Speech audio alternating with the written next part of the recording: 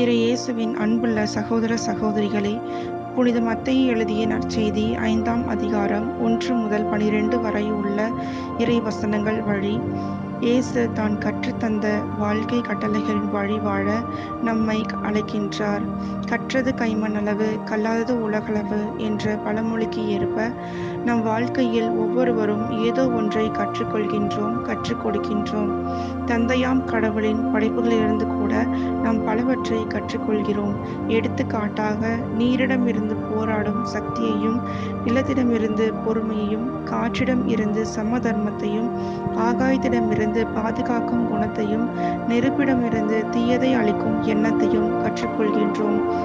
அதுபோல இன்றைய நற்செய்தியிலும் இறைமகன் இயேசு தன்னை தேடி வந்த மக்களுக்கு கற்றுக் கொடுப்பதே மழைப்பொழிவாக இன்றைய நற்செய்தி குறிப்பிடுகிறது. 4 நற்செய்தி நூல்களிலும் உள்ள நீண்ட சொற்பொழிவுகளில் முதன்மையானது மத்தேயு நற்செய்தியில் இடம்பெற்றுள்ள மழைப்பொழிவு ஆகும்.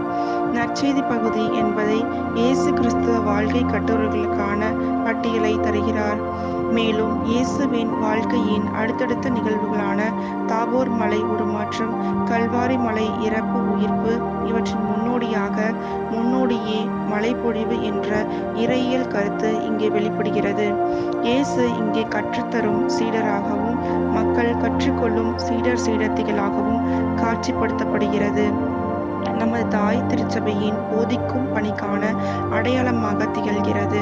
மேலும் ஏழை உள்ளம், கனிவு, அமைதி, இரக்கம், தூய்மை, நீதி போன்ற வாழ்வியல் கட்டளைகளை கடைபிடித்து வாழ்வதால் கிடைக்கும் ஆசீர் மொழிகளை இந்நற்செய்தி எடுத்துரைக்கின்றது.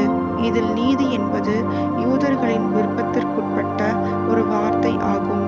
நீதி கிறிஸ்தவர்களின் அடையாள வார்த்தையாகவும் கருதப்படுகிறது. ஆக இந்த நீதியின் பொருட்டு பசித்தாக முற வேண்டும் என்ற கருத்தை மத்தேயு நற்செய்தியாளர் முன்வைக்கின்றார்.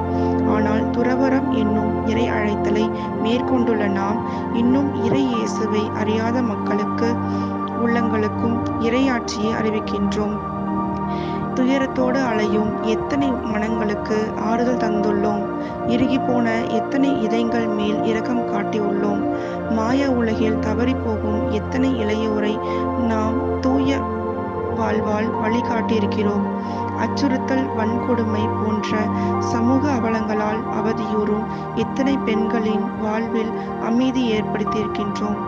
இறையாட்சிக்காக இறைமகன் இயேசுவின் பொருட்டு கிறிஸ்துவ வாழ்வு கட்டளைகளை கடைபிடித்து நீதிக்காக குரல் கொடுக்கும் துன்புறும் ஊழியர்களாக வாழ தயாராக இருக்கின்றோமா என சிந்தித்து இறையாட்சியை பரப்பும் நல் விதைகளை தொடர்ந்து இம்மண்ணில் விதைத்து கொண்டே இருக்க இன்றைய நாளில் வரம் கேட்போம். ஆமீன்.